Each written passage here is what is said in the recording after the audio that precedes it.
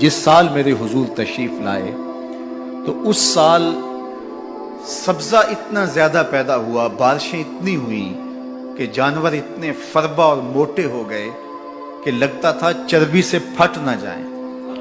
جو بھی تجارتی قافلے گئے ہوئے تھے خاصا نفع لے کے آئے، چشموں کا پانی بڑھ گیا۔ اس سال درختوں پر پھل زیادہ آیا۔ عرب اتنے اکھڑ اور ظالم تھے، بیٹیوں کو زندہ درگور کر دیتے تھے۔ جس سال میرے حضور کی ولادت ہوئی کسی گھر بیٹی پیدا نہیں ہوئی، اللہ نے بیٹے ہی عطا کر دیے۔ ربیع عربی میں ویسے ہی بہار کو کہتے ہیں، ربیع الاول آغاز بہار، پہلی بہار۔ کہا محبوب جب کلیاں چٹک جائیں گی، غنچے مہک جائیں گے، کائنات میں بہار چھا جائے گی، تو جانے بہار بن کے آ جانا۔ اور جب حضور تشریف آئے بہاروں پر بہار۔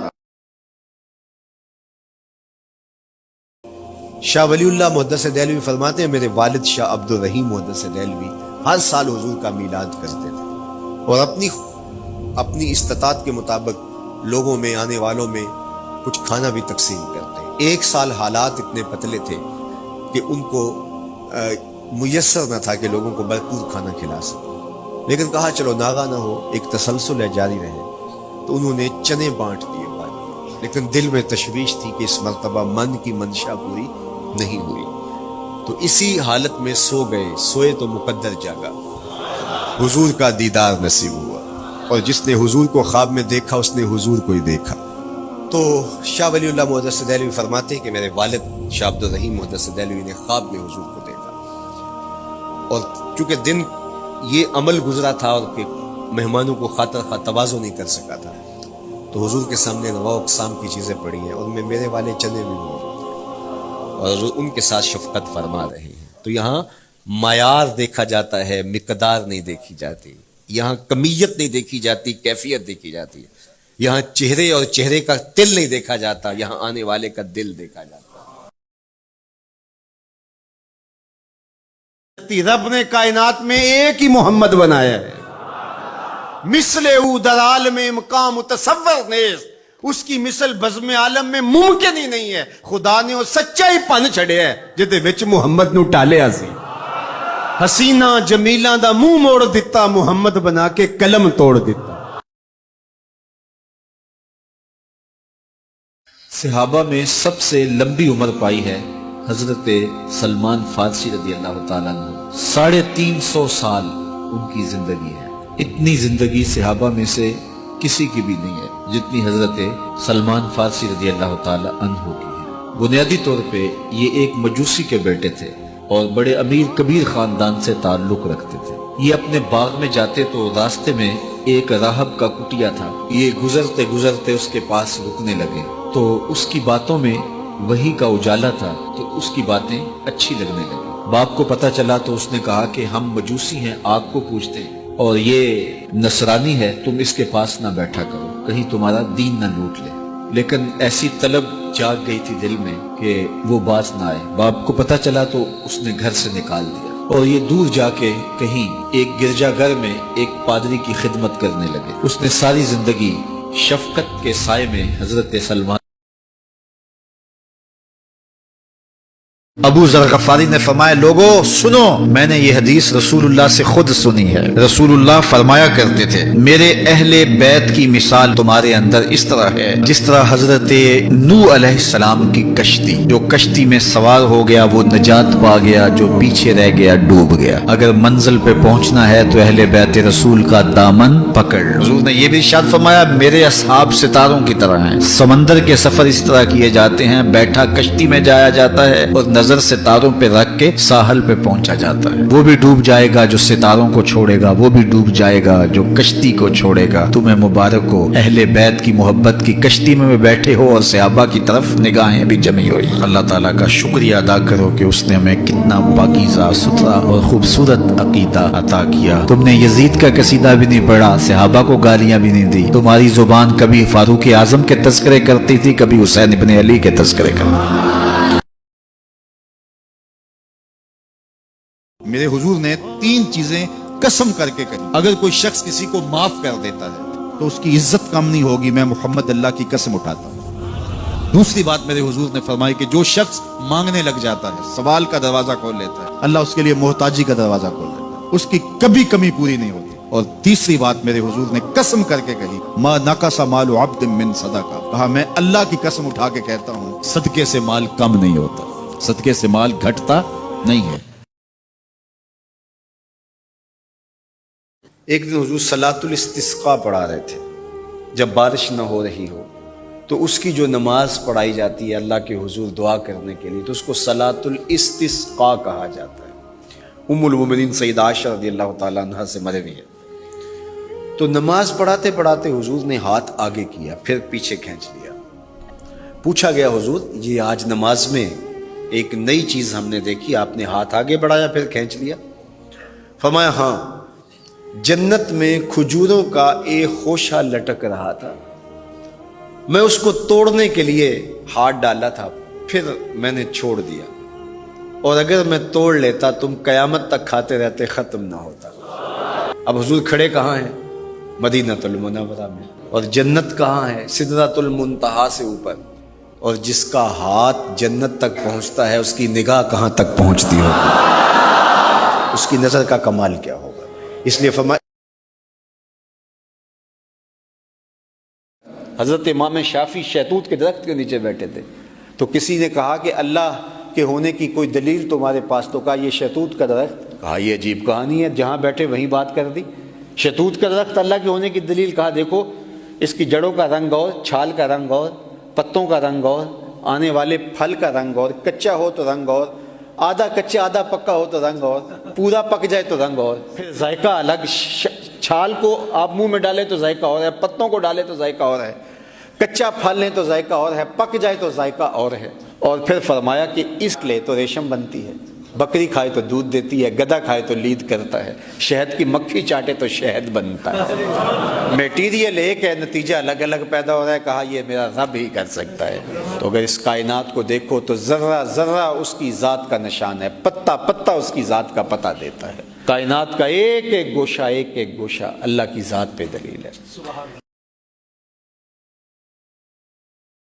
जब उम्र हुजूर की 9 साल थी तो कहत पड़ गया, पानी के हौज सूख गए। तो लोग जनाब अबू तालिब के पास आए कि आप औलाद इस्माइल से हैं, तो दुआ करें कि कहत खत्म हो। तो आपने फरमाया सारे सेने हरम में पहुंचो, मैं भी आता हूँ। तो सारे पहुंच गए और आका करीम को काबतुल्लाह की दीवार के साथ यूं खड़ा किया कि हुजूर की पुश्त काबा की दीवार के साथ जुड़ी हुई। जनाब अबू तालिब ने हाथ उठाए, ऐ अल्लाह इस गोरी रंगत वाले के सदके बारिश डाल दे। अभी लोग घरों को नहीं पहुंचे थे कि छम छम मींह बरसने लगा और सारी कहत साली दूर हो।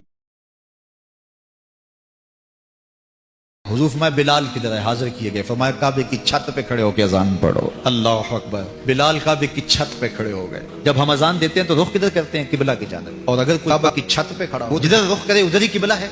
अब हजरत बिलाल अजान देने खड़े हुए, हुजूर तवाफ कर रहे थे और बिलाल उधर घूमते जा रहे हैं जिधर हुजूर घूमते चले जा रहे हैं। इसी हरम के सहन में बिलाल हबशी को मारा गया था। आज सारे नीचे खड़े हैं, बिलाल हबशी ऊपर खड़ा है।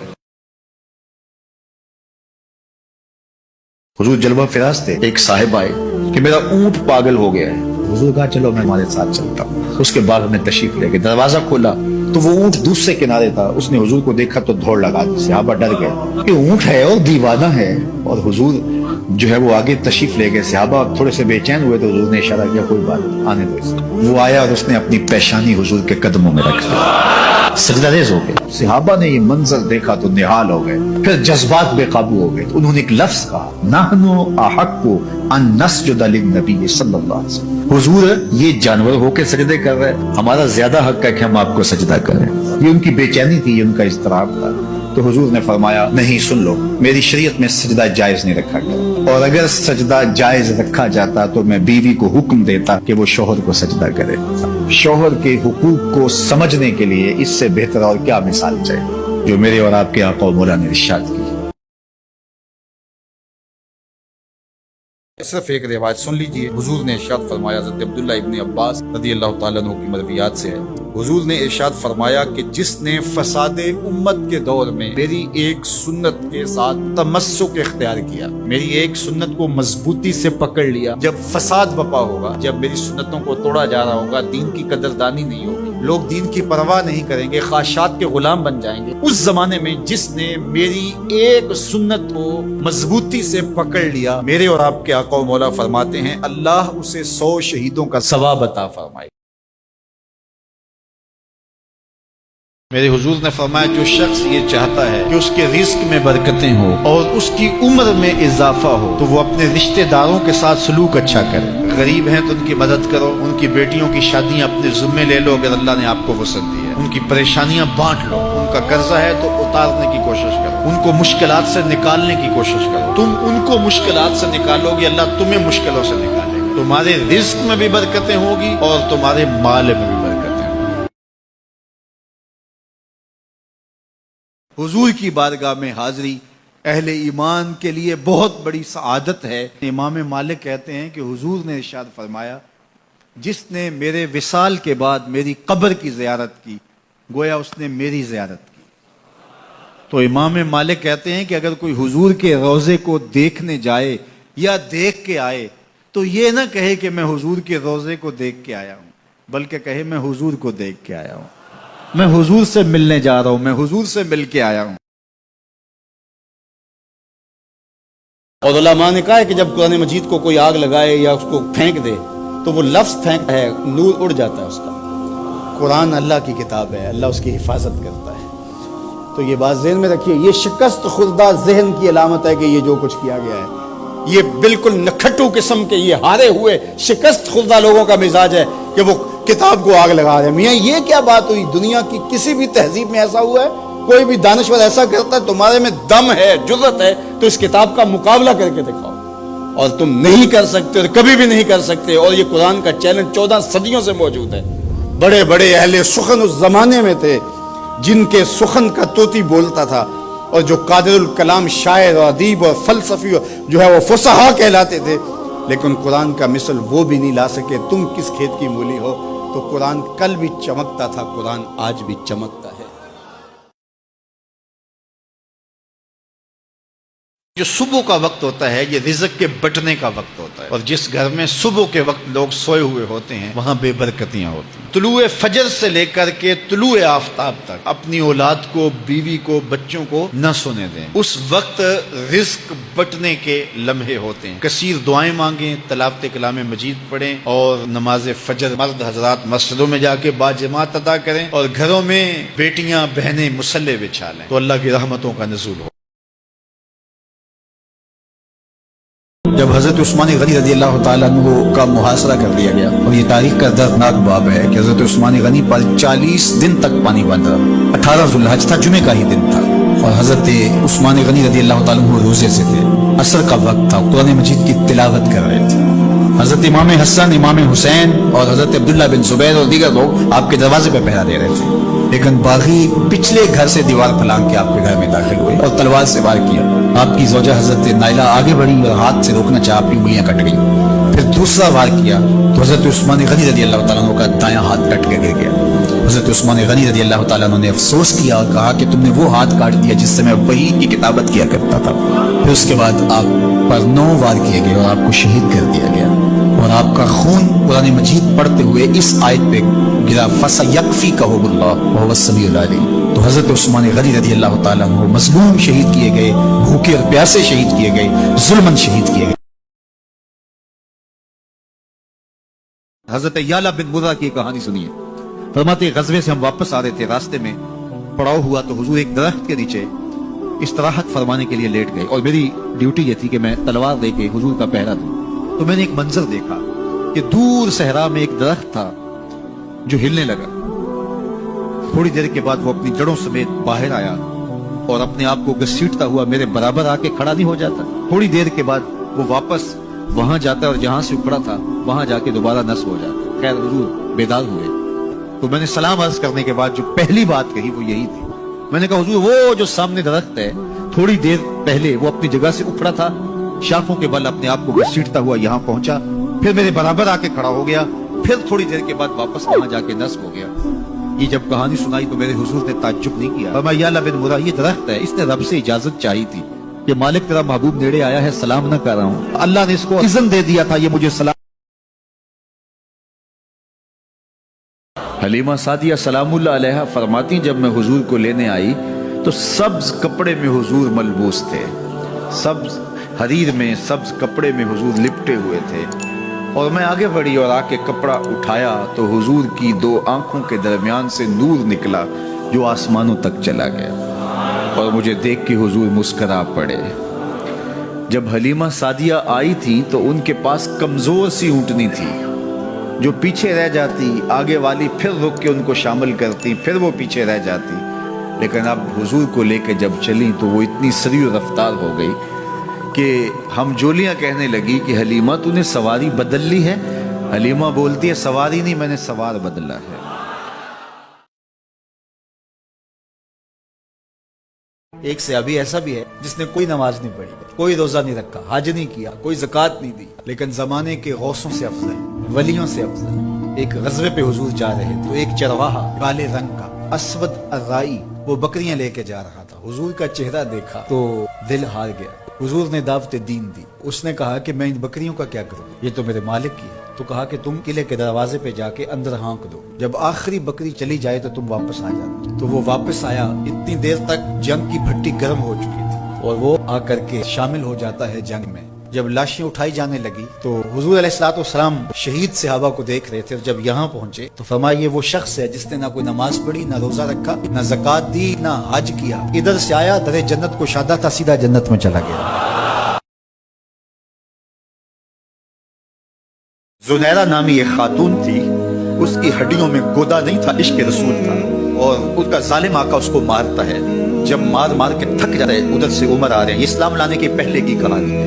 اس نے کہا عمر تم جوان آدمی ہو تو یہ چھوڑتی نہیں ہے اپنے نبی کا نام، ذرا تم آؤ۔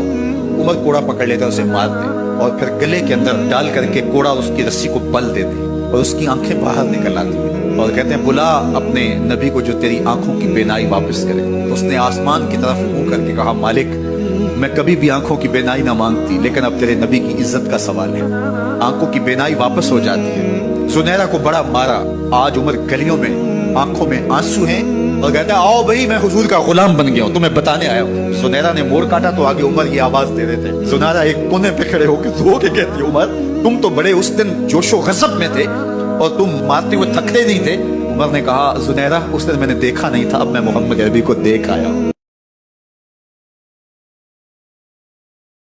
میرے والد گرامی ایک شعر جھوم کے پڑھا کرتے تھے، محمد جانے جانا ہے، پیغمبر ہو تو ایسا ہو، رسولوں کی بشارت سے مبشر ہو تو ایسا ہو، امر توقیر کا سب کو موقر ہو تو ایسا ہو، کیا ہم کو غلام ان کا مقدر ہو تو ایسا ہو۔ میں اپنے مقدر پہ قربان نہ جاؤں، آپ اپنے مقدر پہ نثار نہ جائیں، ہمیں وہ نبی ملا جو نبیوں کا نبی ہے۔ مہمان اللہ کی رحمت ہوتے ہیں، مہمان آئے دل میں کسی قسم کی کوئی گھٹن اور اس کا شائبہ تک بھی نہیں ہونا چاہیے۔ مہمان اپنی قسمت کا کھانا جو اس کے مقدر میں لکھا ہوا وہ آپ کے دسترخوان سے اٹھاتا ہے اور اس کا ثواب آپ کو مل رہا ہوتا ہے، اور مہمان کے ساتھ مل کر جو کھانا کھایا جائے چاہے وہ جتنا بھی پرتکلف کیوں نہ ہو اس کا حساب بھی نہیں ہوگا۔ تو مہمان نوازی کرنا یہ حضور علیہ السلام کے اخلاق کریمانہ میں سے۔ خوب سجن دیاں اکھیاں نے جویں پر کے سرائیاں رکھیاں، تو اجے میرا یار نہیں ڈٹھا، جنوں ویکھ کے چند شرماوے، ادھی راتیں دن چڑھ جاوے، جیو رخ تو نقاب اٹھاوے، تے جیو نکلے سیر کرن نوں سارا گلشن سیس نواوے، اتے دھرتی لف لف جاوے، جے ہاتھ پھلاں وچ رکھدا ہاتھ پھلاں تو ود جاوے، نین نشیلے مست رسیلے وچ سونا کجل سہاوے، اکھ اگڑے تے انج پیا جاپے جویں میں خانہ کھل جاوے، جیو کھولے پیچ زلف دے اتے راہی راہ پل جاوے، توبہ توبہ حسن سجن دا چال نہ چلی جاوے، بجلی ڈردی لشک نہ مارے متا بے ادبی ہو جاوے، علم خدا نے اینا دتا عقلاں وچ نہ آوے، عقل خدا نے اینی دتی علماں وچ نہ آوے، کی اعجاز نظر وچ او دی جو آوے وک جاوے، خلق او دے نے مول ہی دنیا کوئی ورلا ہی جان بچاوے، آزم ایڈا سونا ماہی سانو کدرے نظر نہ آوے۔ وہ تو بدبخت ہے جو نبی بھی مانتا ہے اور عیب بھی نکالتا ہے. محبوباں تے نکتا چینی جڑا کرن تو باز نہیں آوندا. اصل منافق جانی اس نو او جھوٹے پیار جتاوندا. سانو دسیا عشق دے مفتی جڑا مڑ مڑ پیا فرماوندا اعظم جتھے دل لگ جاوے اوتھے عیب نظر نہیں آوندا.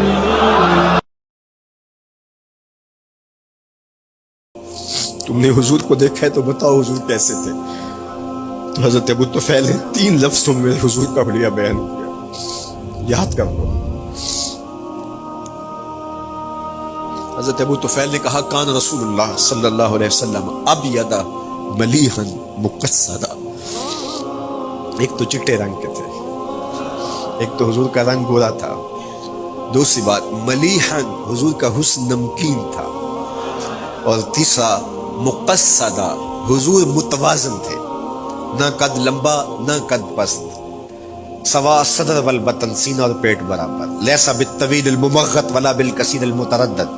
نہ پست کے عجیب دکھائی دے نہ اتنے لمبے کے عجیب لگے بلکہ درمیانہ قد. لیکن اذا جامع القوم غامرہم, سن لو حضور کا قد تو درمیانہ تھا لیکن جب لوگوں کے درمیان چلتے حضور کے کندھے لوگوں کے سروں سے اونچے دکھائی دیتے.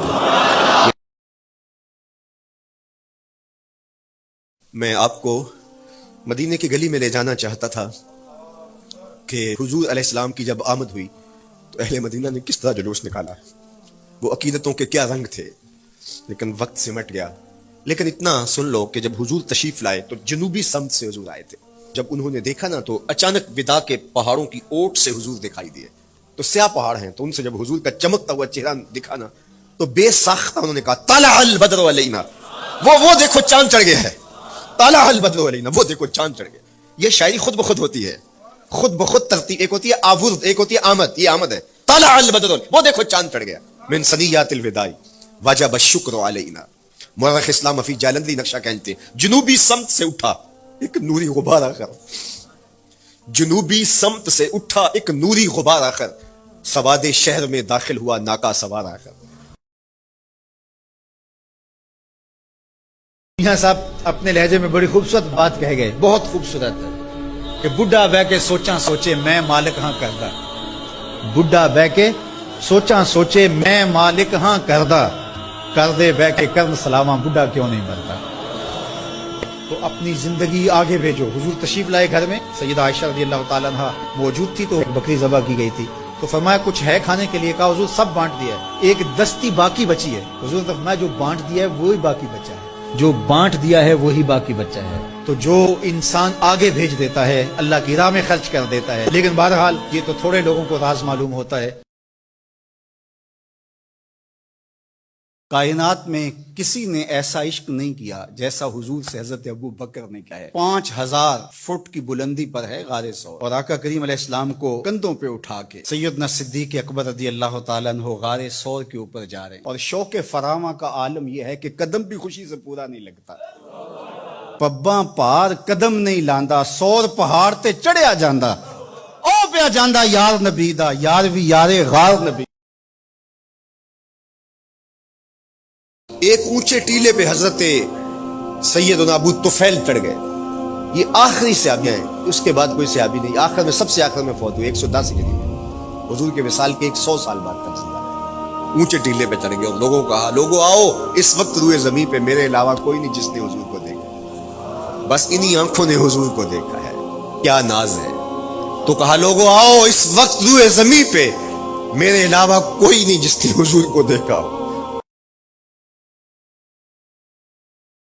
باندھ کے کھڑے ہیں. جب جبریل نے کہا کہ حضور آگے میں نہیں جا سکتا, کہا وہی لانے والے اب آنا آگے. جو در دوستی مخلصم یافتی, جب دوستی میں تو نے مجھے مخلص پایا ہے تو پھر راستہ کیوں چھوڑ رہا ہے. عرض گزار ہوئے, اس سے آگے میں بڑھ نہیں سکتا, اگر ایک قدم بھی آگے بڑھوں تو جل کے راکھ ہوتا. جہاں جبریل بھی پیچھے رہ گئے, ملائک بھی پیچھے رہ گئے, کوئی فلک تے رہ یار گیا, کوئی جا سدرا تے ہار گیا. ایک کالیاں زلفاں والا سی جڑا عرش تو بھی لنگ پار گیا.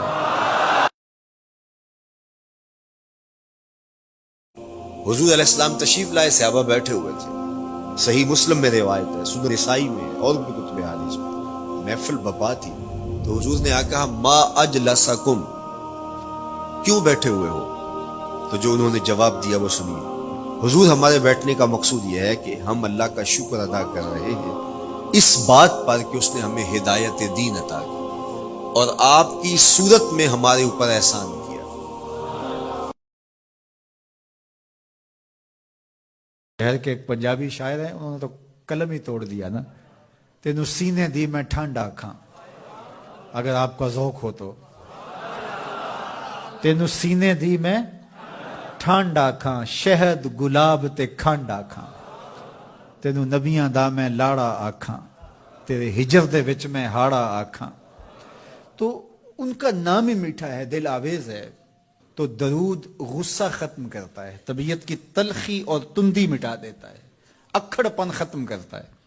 तो आप अगर चाहें कि औलाद अक्खड़ है तो उनको किसी तरह दरूद पे ले आएं, दरूद की तस्बीह उनके हाथ में दे दें, तो उनकी तबा में नफासत भी आएगी, उनकी तबा में लताफत भी आएगी, उनकी तबा में रिक्कत भी आएगी, उनकी तबा में मोहब्बत भी आएगी, उनकी तबा के अंदर जो है वो लियाकत भी पैदा होगी। दरूद पढ़ने वाला बच्चा ज़हनी आग निकलती है। लोग हजरत उमर रज़ी अल्लाह ताला अन्हो के पास आए, हजरत लावा फूटा है, आग निकल रही है और मदीने की तरफ बढ़ रही है, अब क्या किया जाए? फायर ब्रिगेड तो जमाने में थी नहीं। उमर ने अपनी कमीज उतारी, जिस कमीज पे 17 पैबंद लगे हुए थे चमड़े के, कहा ये कमीज ले जाओ, जिधर आग बढ़ रही है आगे ढालना, आग पीछे भाग जाए। जलजला आता है तो जमीन पे धुर्रा मारते हैं, जमीन रुक जा, क्या उमर ने तेरी छाती पे अदल नहीं किया है? तो ये उमर है रज़ी अल्लाह ताला अन्हो कि जिनके इंसाफ की वजह से, जिनके अदल की वजह से अल्लाह ताला की रहमत और उसकी बरक़ात का नुज़ूल होता था। एक अंसारी खातून हुजूर की खिदमत में हाजिर हुई और उसने कहा, हुजूर मेरे बेटे पर नज़ा का आलम तारी होने को है और उसकी अजीब हालत है, तो आप अगर तशरीफ लाएं तो आपकी मेहरबानी हो। तो हुजूर उसके घर तशरीफ ले गए। जब हजरत इजराइल किसी की रूह कब्ज करते हैं तो पांव की जानब से रूह कब्ज करते हैं, तो आका करीम अलैहिस्सलाम सरहाने की जानब जाके खड़े हो गए। तो हजरत इजराइल जब रूह कब्ज करने लगे तो आका करीम क्या कहते हैं? इरफिक या इजराइल बिसाहिबी हाजा, इजराइल ये मेरा है, इसके साथ नरमी करना। हजरत इजराइल ने जवाब दिया, कर्रे ऐना का, हुजूर आपकी आंखें ठंडी हो जाए, सिर्फ आपके इस उम्मती के साथ ही मेरा ये सलूक नहीं होगा, जो भी आपका उम्मती होगा उसकी रूह में नरमी से ही कब्ज किया करूंगा। कोई लाओ ना ऐसा साहिब कमाल जिसने उंगली का इशारा किया हो चांद टुकड़े होकर कदमों में आया। कोई लाओ ना ऐसा साहिब कमाल जिसके हाथ उठे हों सूरज पलट के असर के वक्त पे आया हो। कोई लाओ ना ऐसा साहिब कमाल जिसने इशारा किया हो दरख्त कदमों में आके सजदा रेज हो गए। कोई लाओ ना ऐसा साहिब कमाल जिसने इशारा किया हो खजूरें पकी हुई कदमों में आके गिरी हो। ओ सड़ियां खजूरां उगा जानदाए, ओ पत्थरां नु कलमे पढ़ा जानदाए, कतरे को समंदर जर्रे को सितारा करते हैं, कौनैन को खम आ जाता है जब जुल्फ संवारा कर। किरसाफा कहने लगे, नौजवान लड़का है, कि मैं तुम्हारी बात मान लेता हूं, नहीं जाऊंगा, लेकिन एक बात तो मेरी मान लो। उन्होंने कहा क्या? कहा एक बार तुम मेरे साथ चलो तो सही, उसके बाद अगर तुमने रोका तो रुक जाऊंगा, एक बार तुमने मेरे साथ जाना है। उन्होंने कहा ठीक है हम चले जाते हैं। हामी भर ली, ख्याल था कि ठीक है इसकी कहने पे हो आते हैं, और उसके बाद जो है वो इसको फिर जोर भी देना पड़ेगा, इसकी शर्त पूरी हो जाएगी। अब अबू किरसाफा अपनी माँ को, अपनी खाला को लेकर हुजूर की दहलीज पे पहुंचा। कुछ देर बैठे और वापस चले तो उसे बेचैनी थी कि अब ये क्या बोलते हैं, क्योंकि उसका मुस्तकबल भी इस पे लगा हुआ था। अब इसके दिल की धड़कनें थम रही हैं कि पता नहीं मेरी माँ क्या बोलती है, मेरी खाला क्या बोलती है। तो अबू के साफा की खाला सहाबा ने हुजूर से अर्ज किया, हुजूर हमें ऐसे वसवसे आते हैं कि अगर हम बयान कर दें तो कत्ल कर दिए जाए। इतना गलीज ख्याल बाज़ इंसान के दिल की तख्ती पे आता है, दिमाग की स्क्रीन पे उभरता है। तो फरमाया कि तुम क्या करते हो? तो उन्होंने कहा कि हम उसको झटकने की कोशिश करते हैं, जब इस तरह का कोई ख्याल आता है तो बंदा उसको झटकता है, दूर करता है और बंदा खौफ ज़दा होता है। اور اللہ کی پناہ میں آتا ہے اور اس کی ایک حالت ہوتی ہے، تو اس حالت کا انہوں نے ذکر کیا کہ ہم تو پھر یہ کرتے ہیں، تو فرمایا کہ ذالک صریح الایمان، یہ تمہارے واضح ایمان کی علامت ہے کہ اس وسوسے کے بعد جو تمہاری طبیعت میں بے چینی اور بیزاری پیدا ہوئی، اور اس کو دھکیلنے کے لیے، اس کو خیال سے ہٹانے کے لیے، اس کو تصورات سے دور کرنے کے لیے جو تم نے کوشش کی، یہ تمہارا ایمان تھا جو کھڑا ہوا، اور تم اس سے بچنے کی کوشش کرتے ہو، تو یہ تمہارے ایمان کی علامت ہے۔ حضور کا وصال ہو گیا اور یہ دردناک لمحے تھے حضور کے وصال کے۔ اللہ اکبر، صحابہ کے کلیجے جل گئے۔ حضرت عمر نے ہاتھ میں تلوار پکڑی اور ایسے کھڑے ہو گئے اور ایسے لہراتے تھے تلوار، اور کہتے تھے خبردار کسی نے کہا حضور کا انتقال ہو گیا میں گردن اتار دوں گا۔ کوئی وصال نہیں ہوا حضور کا، حضور تھوڑی دیر بعد اپنی حالت پہ آ جائیں گے، یہ سکتے کی کیفیت ہے۔ حضرت زید بن عبداللہ کے بیٹے نے جا کے کہا ابا جی حضور کا انتقال ہو گیا، تو انہوں نے باغ میں پانی دے رہے تھے، سب کام چھوڑ دیا، ہاتھ اٹھائے گا اللہ مجھے اندھا کر دے، آنکھوں کے دیے اس لیے روشن تھے کہ تیرے محبوب کو دیکھوں، جب حضور چلے گئے ہیں تو میں نے یہ چراغ کیا کرنے ہیں، بجھا دے ان چراغوں کو۔ تو کیا کیفیت تھی، حضرت فاطمہ بول رہی ہیں میرے اوپر وہ مصیبتیں ٹوٹی ہیں، اگر یہ دنوں پہ ٹوٹ پڑتی تو دن کالی راتیں بن جاتے۔ تو تھوڑی خبر تھی حضور کا وصال۔